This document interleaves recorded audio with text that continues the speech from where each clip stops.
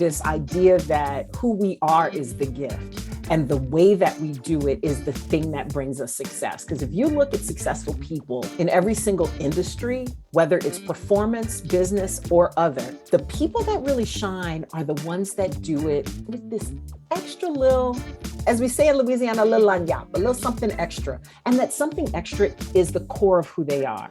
Because when you're trying to fulfill a role or you're trying to be what people expect you to do, you may do it excellently, but you'll be just like everybody else and replaceable. The way you become irreplaceable, the way that you become memorable is by doing it your way. That is Jeanne Sparrow. I'm Amy Guth, and this is Unconventional, the podcast about people who are doing things very much their own way.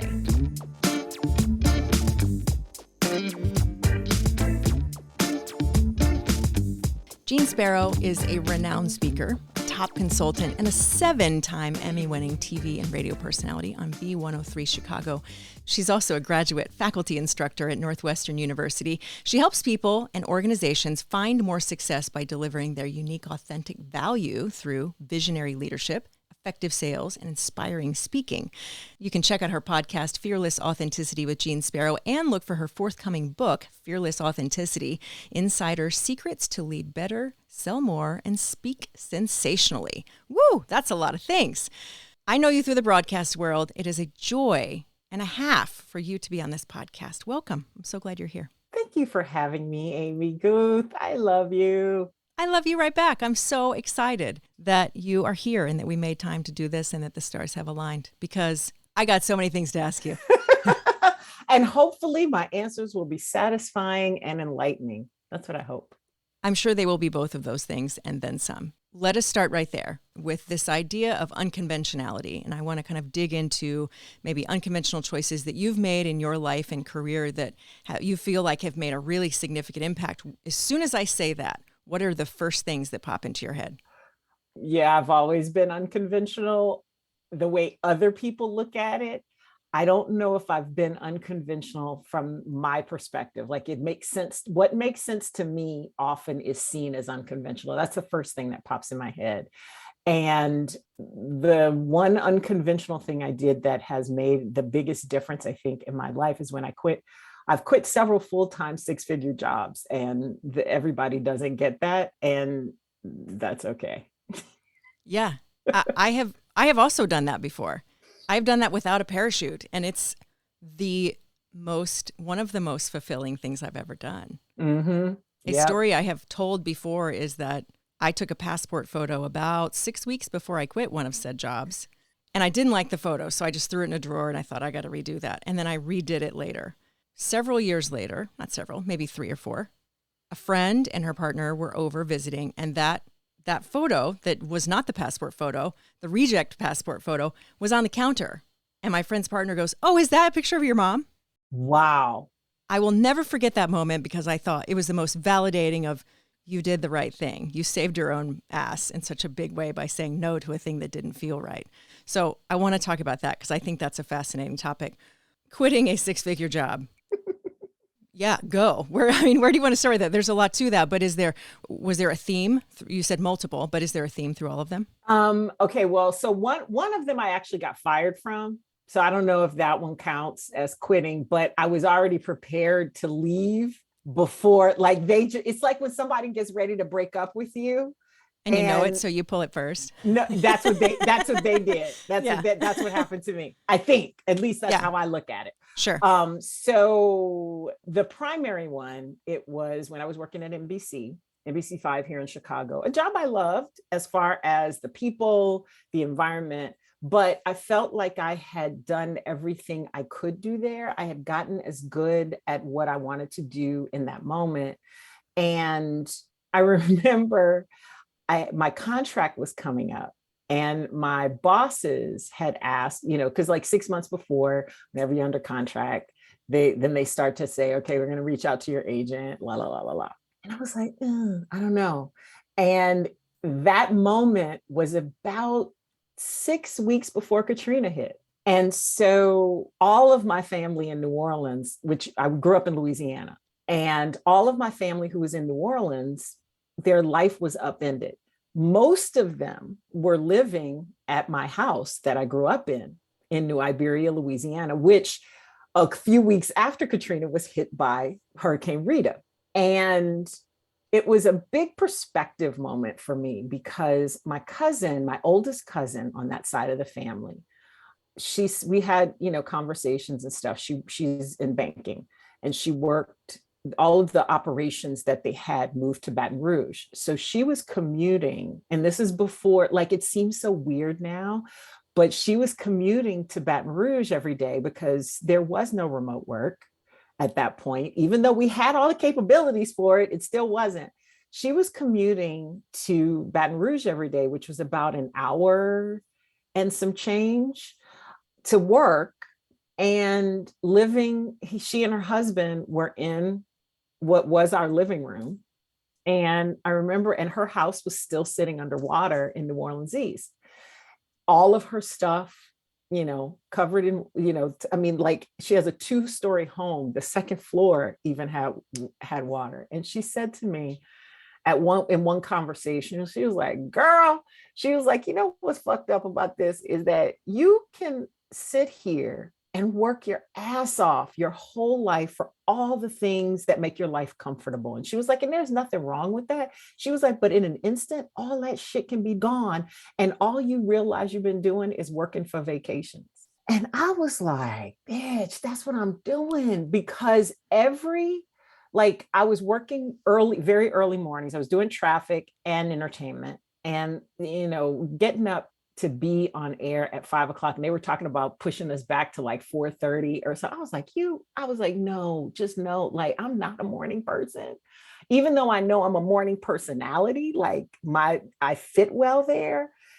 I was like, no, not just doing the traffic. Like, I got this down and this is boring. It's the same every day.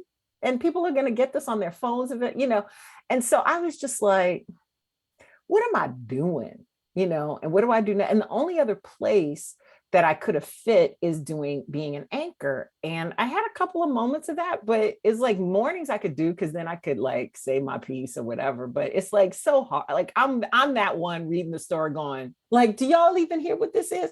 And so me fighting that part of myself was just too much. And I did not feel like there was a road up or to the side or anywhere. There weren't any other options. I had been going out to LA, looking at some stuff for different kind of things. The entertainment world was cool, but there was like this weird undercurrent with it. And I didn't quite fit that either.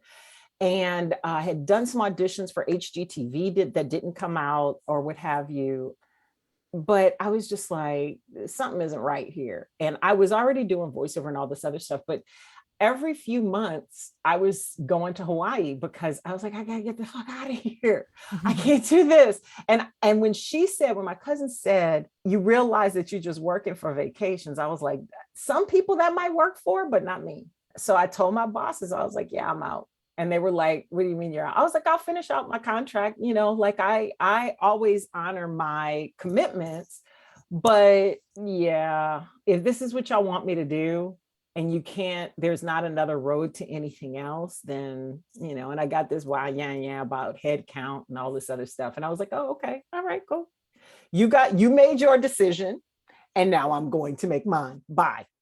And everybody couched it all everybody heard when I told that story was that I left because my family was devastated by Katrina. And it's like, oh, y'all just missed the nuance, but okay, fine. Like literally, yes, that experience shook me, but that's not exactly the reason why I left. I left because I realized something really important from that experience. And then when I went home, I literally went home 2 days after Rita hit. And luckily, because I was pressed, and because my cousin worked at a local hotel, I was able to get a room. And because the house was full. My house, my aunt's house, all my cousins, everybody's houses were full. And I remember seeing the situation and was like, I made the right decision. I'm looking at this and my family's all grateful to have their lives. And everybody was happy because they realized that they had what was important.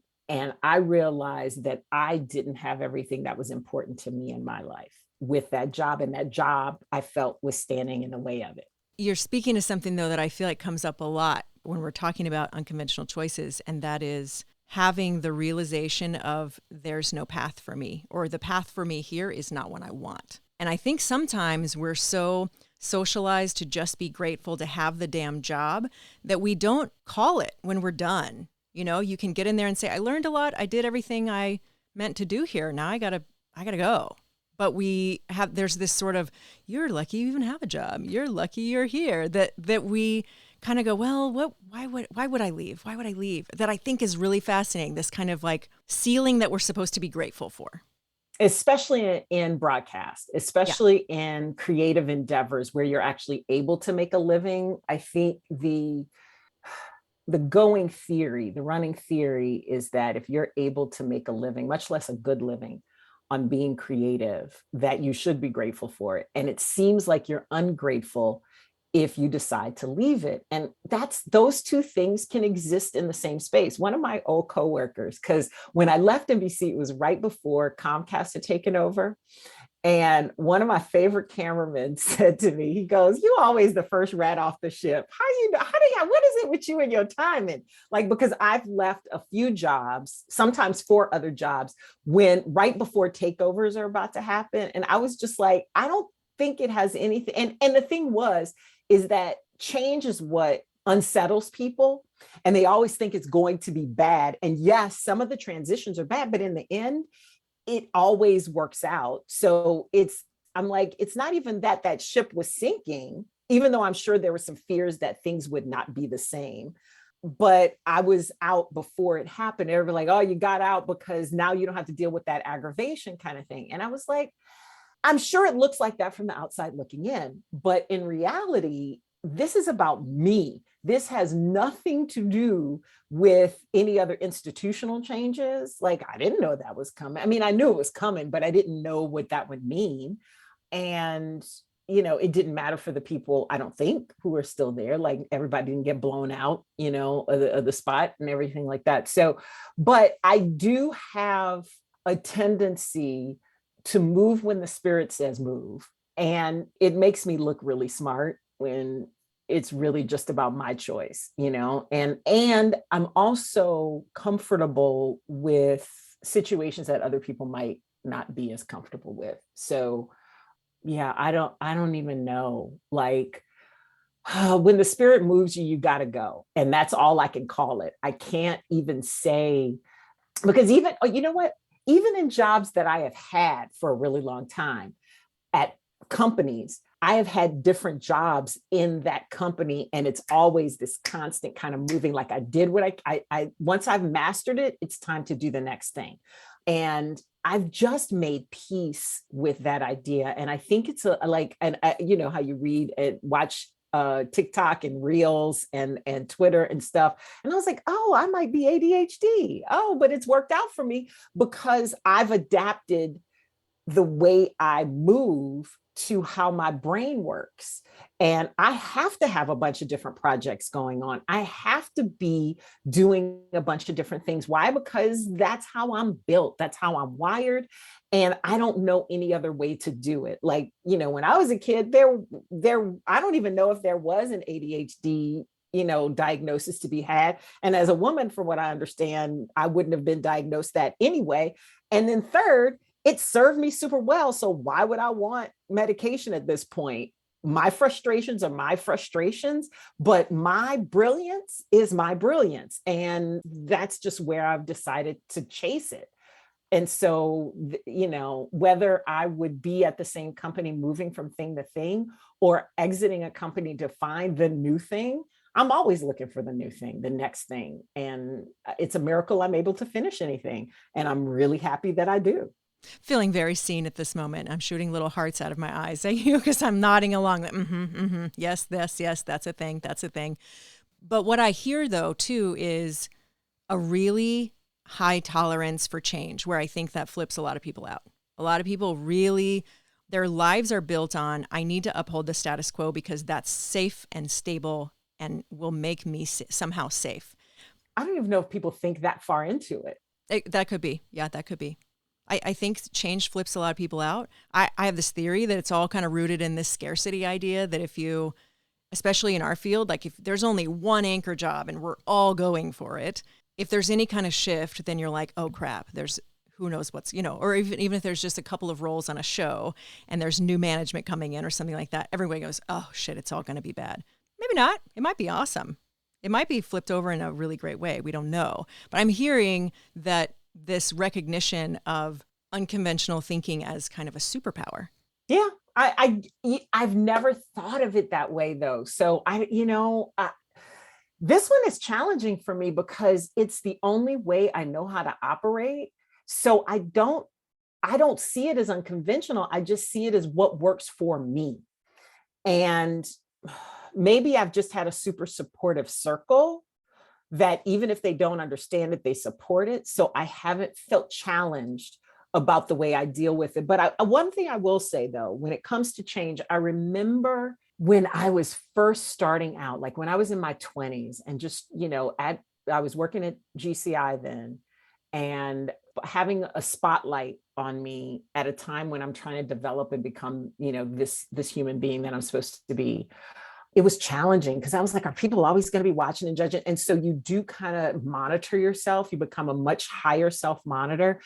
And so that was kind of the primary thing. But behind it was also this idea that nothing was ever the same every day. And I liked it. The only thing that was consistent was the time that I had to be there and the fact that I had to be on time. And it's such a joke in my friend group. They were like, how do you do that for a living when your ass is late for everything? I was like, look, if you had to be on time, like not just skating in on time, but if you had to be on time and if you were late, the whole world knew you were late, not just the person who sits next to you, you would be on time for that too. And it would make you less likely to be on time in everything else in your life because that was so stressful. And so I was tied to a place and a time every day. But what happened in that window of time could change. And for me, that was living expansively within that space.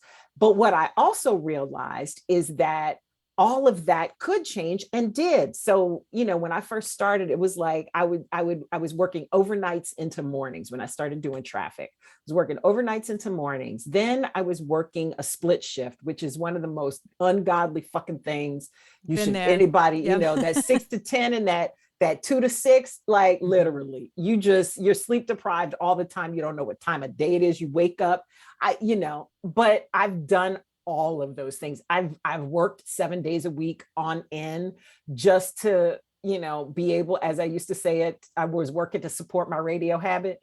And all of that was good for me. And, but the underlying this, I'm doing what I do is calling attention to me in a different way than I thought it would. And it feels different than I thought it would. Underlying all that was, this is also unstable as hell.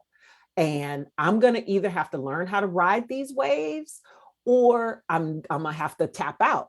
And tapping out wasn't an option for me. It just wasn't. I loved what happened within those 4 hours or 5 hours that I was on the air so much that I was like, it's worth riding these waves. And that's kind of fun too, because you never know what's going to happen next. And I always kind of landed on my feet. So I had no reason not to do it. You mentioned having a lot of things going at once and having kind of needing to do that, which is something I also identify with in a big way.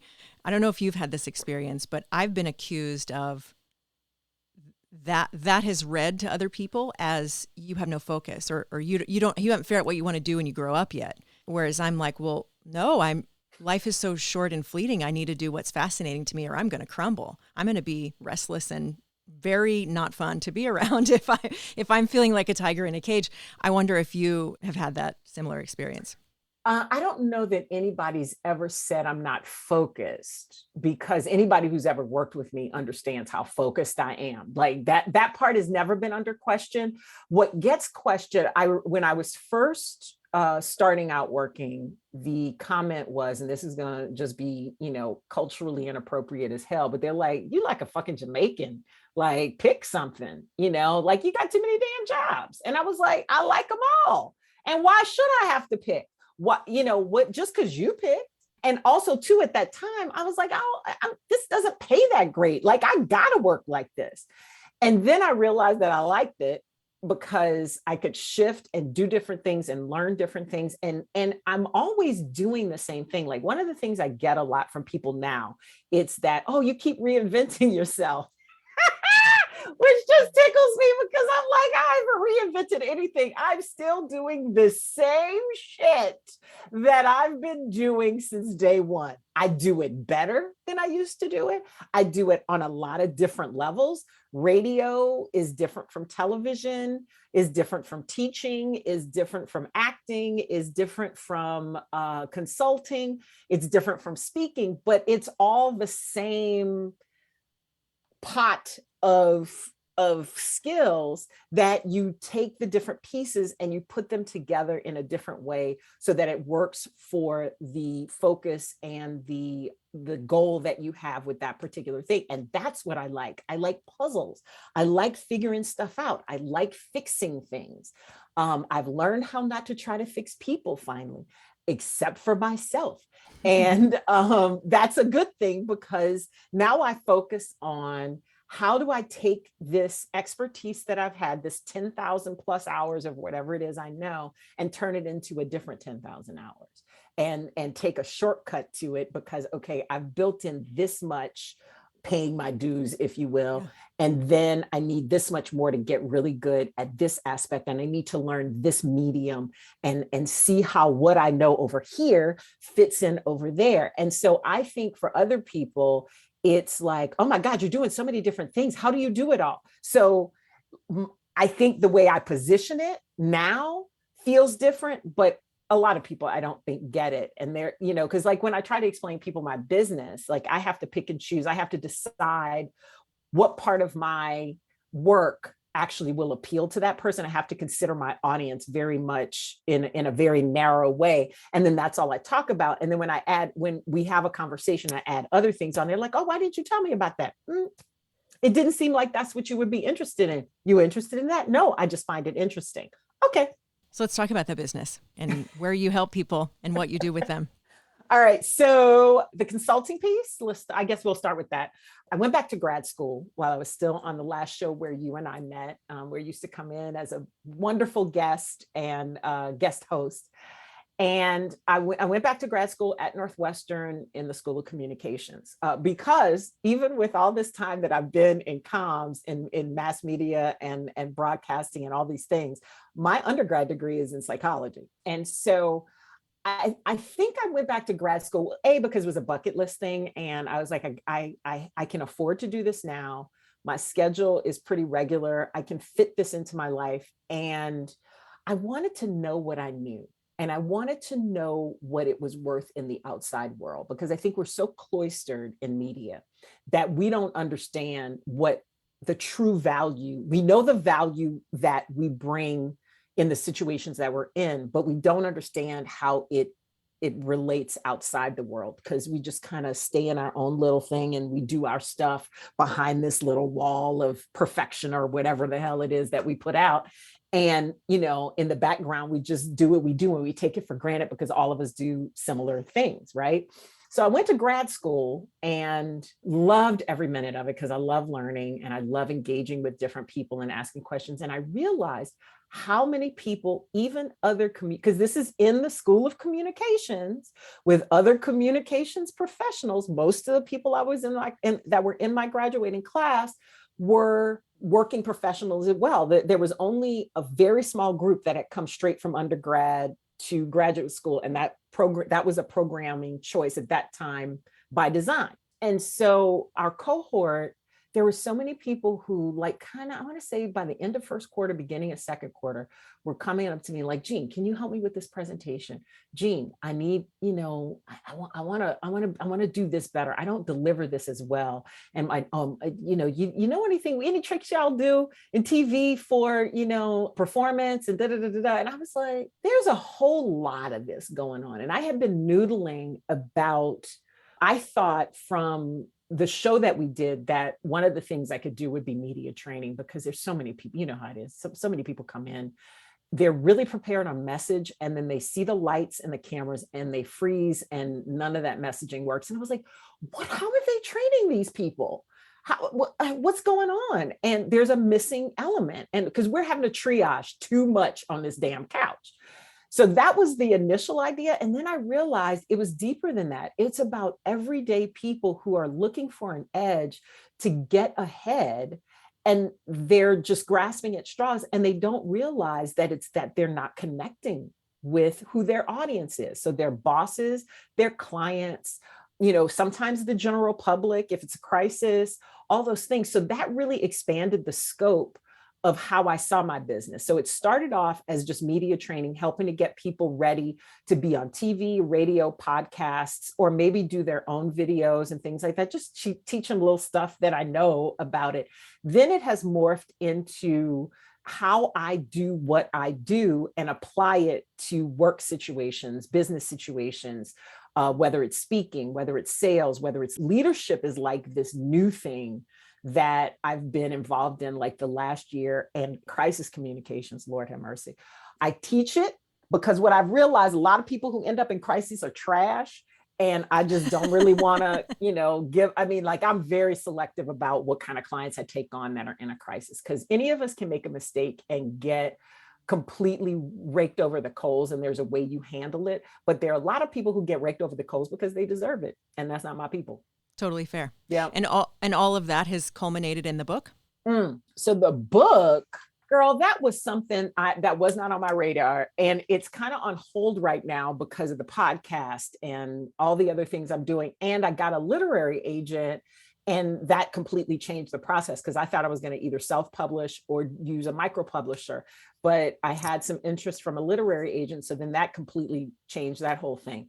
But the book does come from my process and how I've been able to define and work on how do you get from the place of who you are, right? This idea that who we are is the gift, and the way that we do it is the thing that brings us success. Because if you look at successful people in every single industry, whether it's performance, business, or other, the people that really shine are the ones that do it with this extra little, as we say in Louisiana, a little lagniappe, a little something extra. And that something extra is the core of who they are. Because when you're trying to fulfill a role, or you're trying to be what people expect you to do, then you're going to be just like, you may do it excellently, but you'll be just like everybody else and replaceable. The way you become irreplaceable, the way that you become memorable, is by doing it your way. 50 million accountants in the world, but there's one for a certain group of people, and that could be you. And the way you do it, if you do it your way, yes, general accounting principles and stuff intact, but the way that you encounter your clients, the way that you interact with them, the way that you help them do what it is that they need to do, that's going to make them your client as opposed to somebody else's, and they'll be with you forever. Absolutely. I think that's such a theme. And everybody that I've talked with about unconventional choices, that one theme has gone through again and again, or come through again and again, of you've got to do it as authentically as possible. To get out through it, to cut through that noise, you have to bring your full self. And I think there's so much pressure, especially on women, to be a certain way, look a certain way, act a certain way, do it a certain way, all of these things, that it's not an easy choice. It's not necessarily I think it's a difficult choice sometimes to go, this is bullshit. This is bullshit, and I can't do it this way another minute. I think that's not a simple thing to do.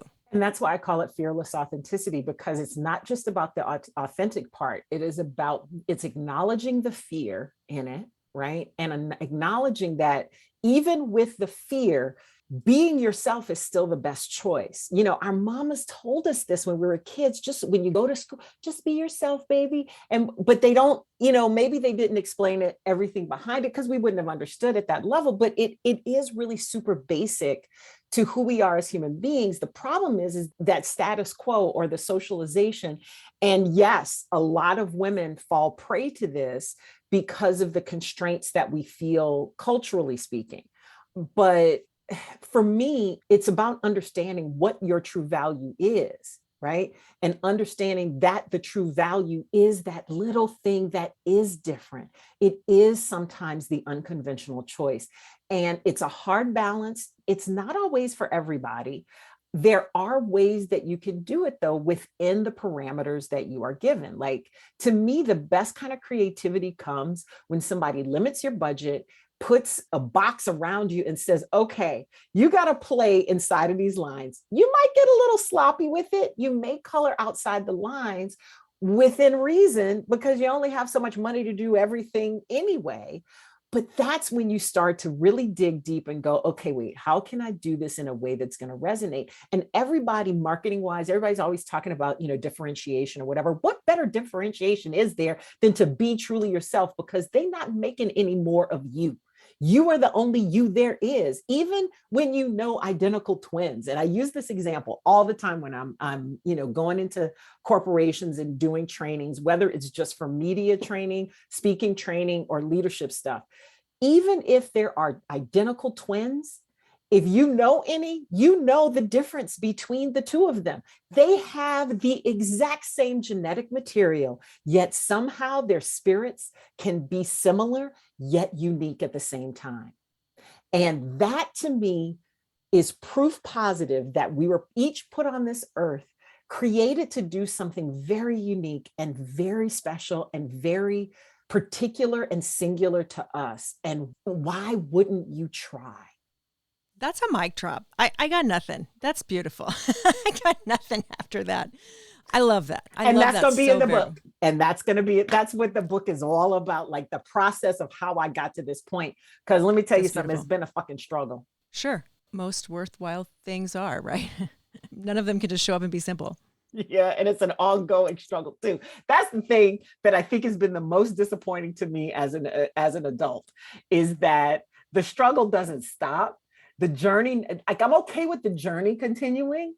It's the struggle and like when you learn one layer of something, then you lift up that rug and you realize there's a whole lot of other roaches you got to kill. One of my friends who's a therapist said, he was like, it's like an onion. you keep peeling the onion and you realize it's all layers. Or my mother, when she first learned how to cook, she said, Jeanne, I was trying to take all the strings off the celery. I didn't realize all celery is strings. So let me ask you this. What conventional wisdom or commonly used advice that you hear that every time you hear it, you go, that is just a bunch of bullshit? Oh my goodness. Oh God, there's so many things. I'm going to say one with a caveat. The conventional wisdom that you must pay your dues before you see success. And it may not be for the obvious reason, because I think that it suggests that people who find quick success don't deserve it, which is wrong. Because if you're that brilliant and that tapped in, and even if it's a fluke, it was the right thing for you and you shouldn't doubt that, right?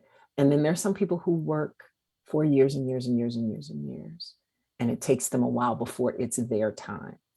And there are different dues to pay, and you never stop paying, because I think when you say to somebody, you got to pay your dues first, it gives you the impression that once you've paid your dues, there's no more paying dues. And this is what goes to back what I just said. It's all a struggle. It's always paying dues. There's always something else that's going to shift that you need to adapt to. And especially now when we think about technology and how quickly that changes and how being obsolete is built in to systems now. The planned obsolescence of our iPhones as a perfect example. But the reality is that what other model would you have? Like, you always want something new. You always want something better. And everybody, it is human nature to strive for the next better thing. What the hell makes you think that working would be any different? Right? What makes you think that you could pay your dues and get to a point that you don't have any more dues to pay? Listen, when you sit in that leadership chair, and trust me, I've met enough CEOs at this point and C-suite types and people on their way to claw their way into the C-suite, that once they get there, they realize it's even more work than it was when, you think you're going to get there and coast. You think that somebody's getting paid that exorbitant amount of money because they're coasting. I'm not saying that the differential is just, that's another conversation, but people don't get to that point and not still pay dues. My daddy used to say, every form of refuge has its price. And that price is what paying dues is. It may not be learning it in the same sense of trying things out when you're really new and green to it. It may be fine tuning. It may be adjusting to new things, learning new ways of doing things, figuring out problems. But there are always dues to be paid. So stop telling people that they got to pay dues first, because it's just going to fuck them up when they find out they don't. They're gonna be in for a very rude awakening, and they realize more dues. Right. They're gonna be sitting there going, where did I go wrong? And doubting themselves. And like, I wonder how many people that statement has put people into therapy, like, and made them doubt themselves and do this because I'm supposed to be this. I'm supposed to know that. No, you're not.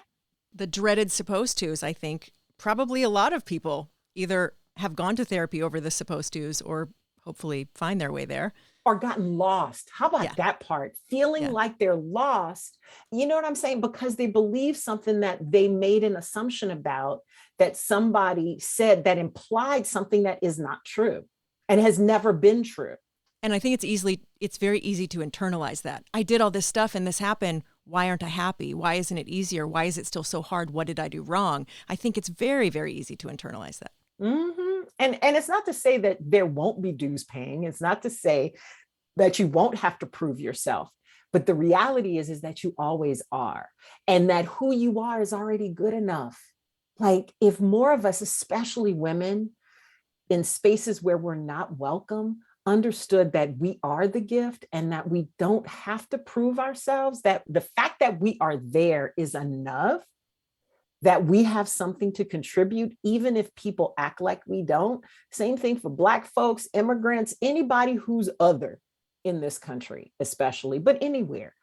You actually have a thing that you were put here to do. The minute you figure that shit out, the better off we all gonna be. Hear, hear. So what is your absolute pie in the sky, the biggest, most wonderful thing you can imagine from all the things that you have going right now? Girl, if I can get this book published, if I can get a book deal and get this book published, because I did not know that this process was going to be like this. You know, the revisions of just the proposal, the good thing I've been acting all my life and doing voiceover work, and I'm used to auditioning and people just not even bothering to tell you they're not it, because that's just how the process is. Good thing I got that kind of stem. My agent even said to me when she did the first round of queries or whatever you call it, and you know, we heard back from editors and stuff like that. And she was like, okay, unfortunately, it was a not right now. Unfortunately, it was a no. She was so sweet in how she said everything. And I was like, girl, just tell me what they said. And then she would send me their notes. And I'm like, this is awesome. She was like, you sure about that? And I was like, yeah, because they took the time to read it. They took the time to write notes. That means it's something to them. And what they gave us was information about who they think is going to be interested in it, how we get this thing better to be, you know, the thing that they want. And yeah, I'm like, this is all good information to me. She was just like, that's so strange. I said, honey, I've been taking notes since I was 18, 19 years old. Like, that's not going to change. I'm like, oh, okay, this is how I get better. And I do it to myself. So, you know, but yeah, I would say my big pie in the sky is getting a good book deal and getting this thing out. That would be pie in the sky right now. But tomorrow it could be different. Fair enough. But today that's the pie in the sky. Yeah. So then what barriers do you think? I mean, there are many, but what is maybe a barrier that comes to mind first when you think about everybody living their most authentic life and living just as unconventionally as they wish that they could? What is that big barrier that you wish could just dissolve overnight? Girl, that's a hard one, because I think there's several. I think the first one would be that people could truly see themselves and see their gifts much more easily. That's where most of my clients break down. When I first started, I did a lot of one-on-one coaching, and I don't do it as much just because it takes up a lot of time and energy. And, there are other things that I prefer to be doing on a larger scale. And I'm actually trying to figure out how to include that, because some of the breakthroughs that you see one-on-one are far more valuable than what you see in a group. But that's where people break down.